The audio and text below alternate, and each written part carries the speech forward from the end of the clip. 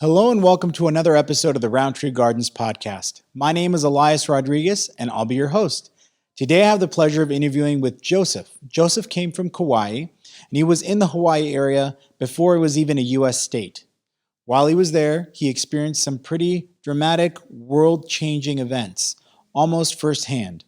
He learned his trade and worked his way up, became so good that he got several commendations. He's incredibly proud of his work, his family, his heritage, and it's always a pleasure getting to know him because he's got so much history and so many stories to be able to share with you. So I hope you enjoyed today's episode, and without further ado, here's Joseph.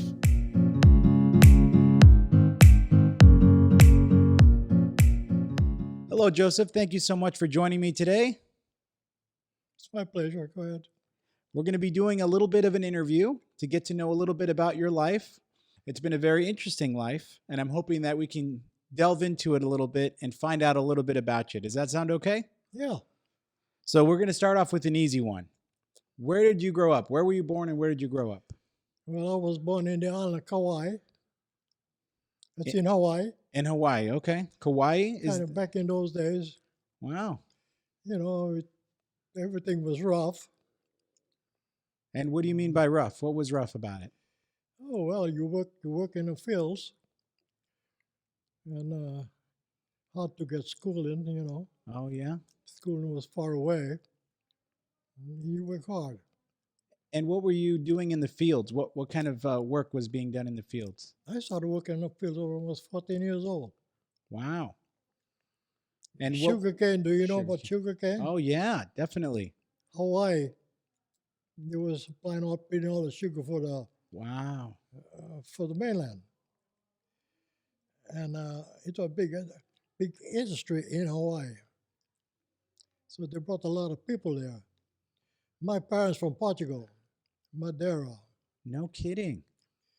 They came there in 1863. And they did that to work in the sugarcane fields? Yeah. I see. They were bringing people from Puerto Rico, from the Philippines, from Japan, from China. Wow. I witnessed all those people coming in. Yeah. And you started working at 14 years old. My goodness. Yeah. Wow. I got out of school and I went to work on the summer, because that's the plantation. Hawaii is owned by the Big Five. Used to. I don't know now. Gotcha. But there used to be a territory. When I woke up here, that used to be a territory. Now it's a state.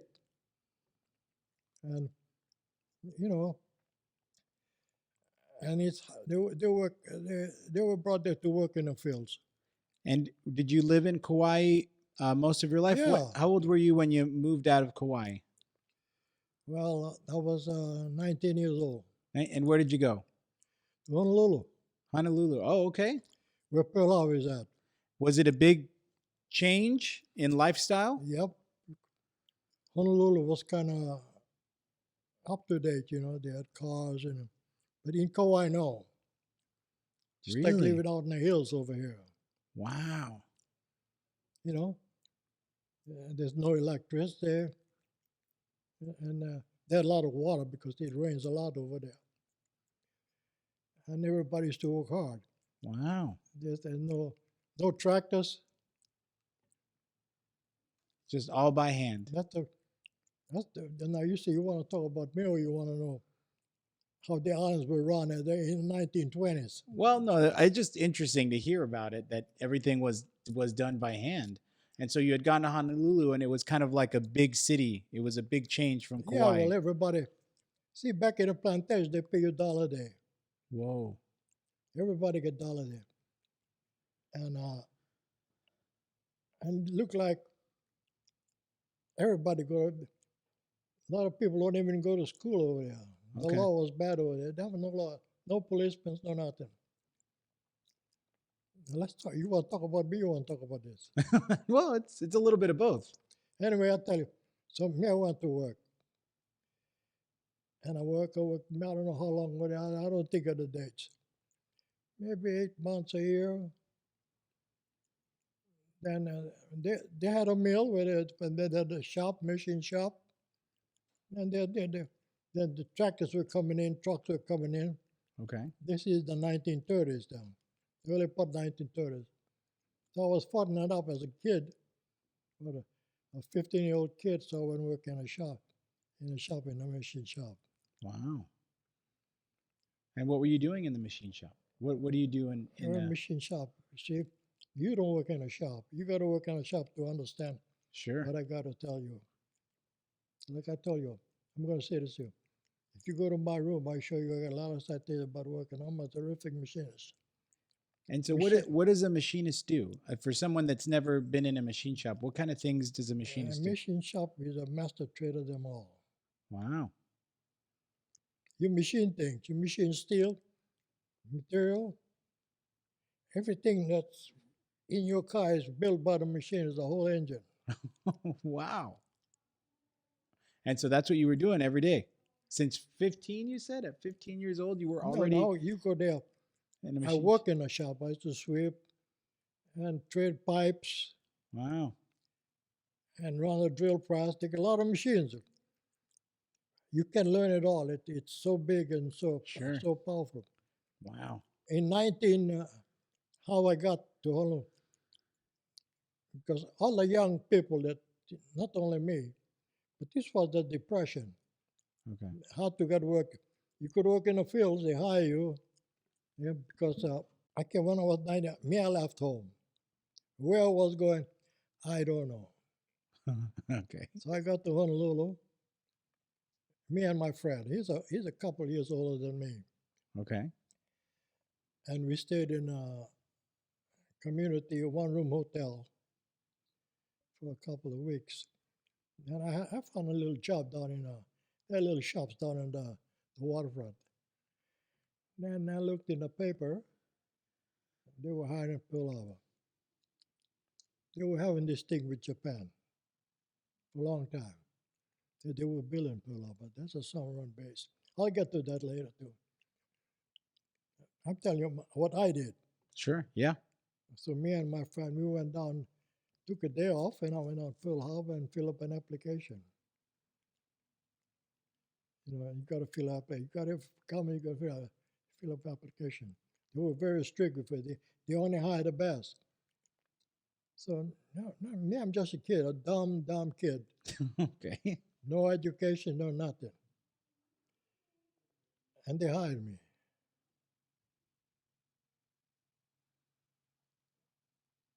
Yeah, and they hired me, and that was my job through my life. Mm.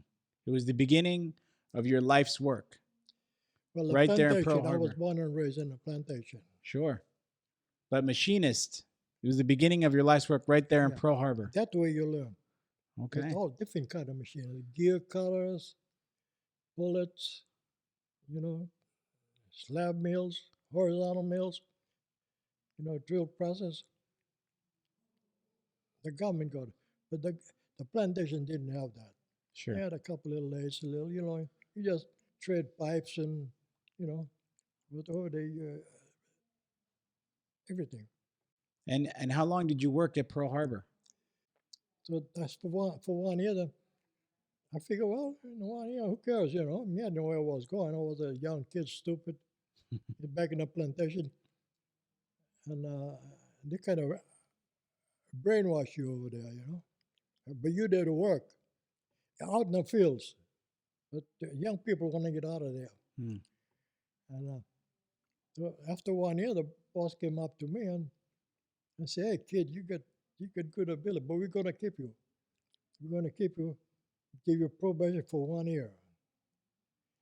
And the time that, see, it takes 4 years apprenticeship to be a journeyman and mostly machinist, but you don't learn nothing. But if you're smart, you know, you can learn fast and everything else. See, and now I'm kind of bright a little bit. So I stayed there for 1 year. Then after 1 year, they gave me a permanent job, and they gave me time in a plantation to make up the 4 years. So they made me a third-class machinist, Wow. Okay. and they got 3 classes: third class, second class, and first class. So the breakdown of the job is all different. Okay. They take a lot of work. Whatever you do, it's tedious. And I think about a year after that, they made me a third-class machinist. Okay. And in about a year on the guy, I got to be a first-class machinist. Wow. Things were good smooth Yeah, for it me. sounds fantastic. And did you stay in Honolulu the whole time Yeah, that yeah. you? I was living with one. I moved in with family of mine. I had family in Honolulu, Okay. and yeah, So then first class machinist, you were liking your job, you were good at your job. What brought you to California? war came on.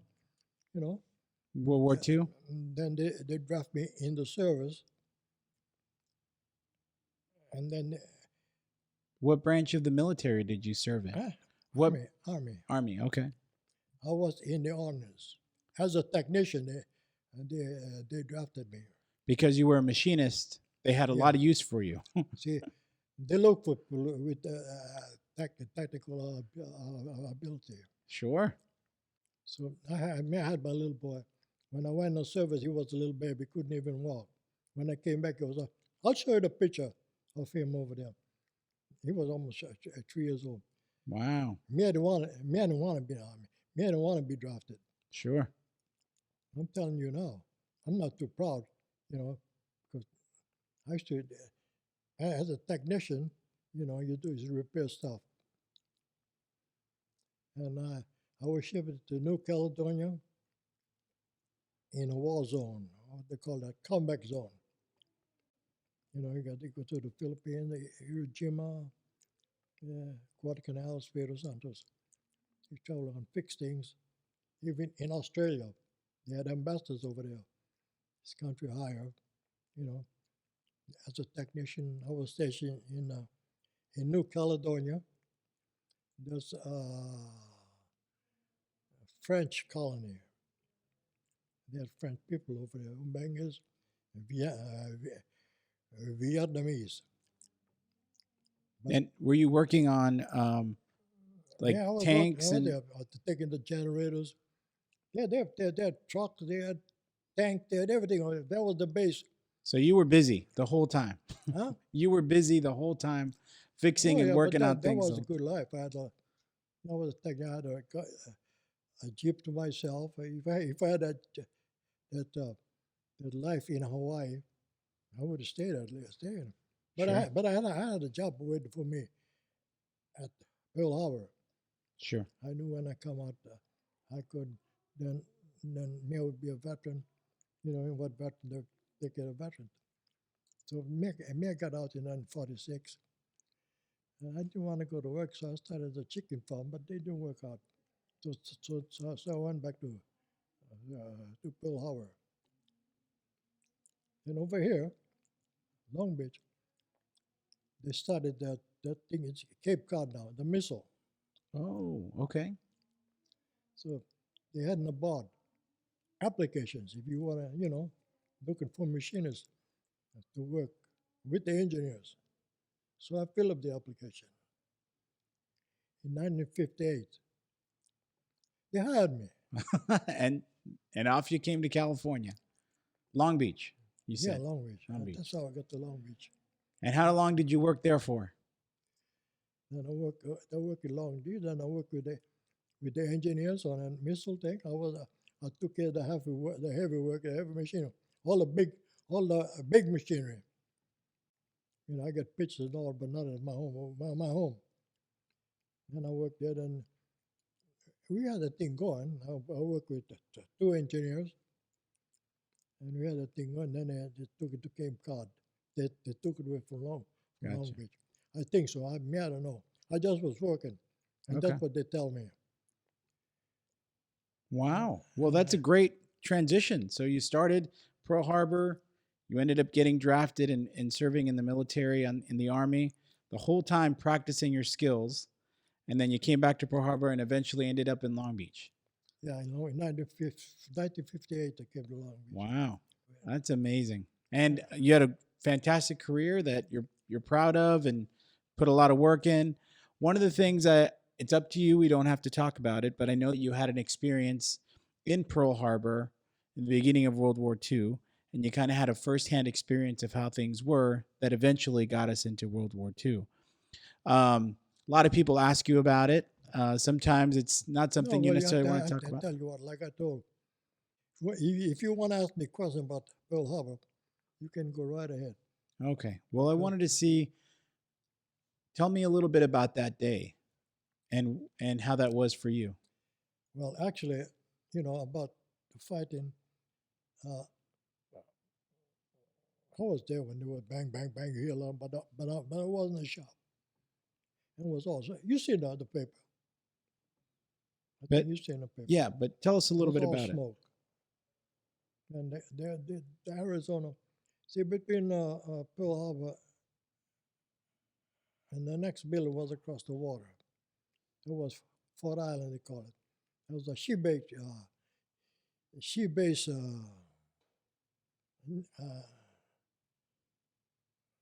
plane that was stationed over there. But you can see, you hear a lot of noise for about an hour. It wasn't good. I don't care to talk about it too much because all you see is smoke, but you don't see bombs. I think I seen the 3 bombs come out of a plane, but hit Wow. hit across the bay. And when it hit the building, fire come up. But I was always in the shop. But you were on the But island when really, it happened. but and about 8, 9 o'clock at night, I work all day.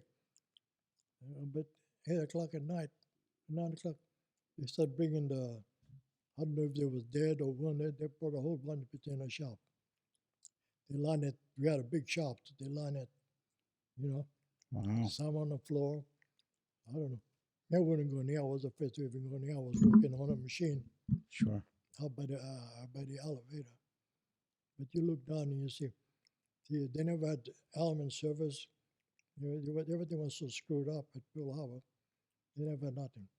So they bring the bodies after the bombing. I think about 9 o'clock it was pretty all over. Wow. Everything all stopped. But I was in the shop. I was still was working. I worked till about 8 o'clock at night.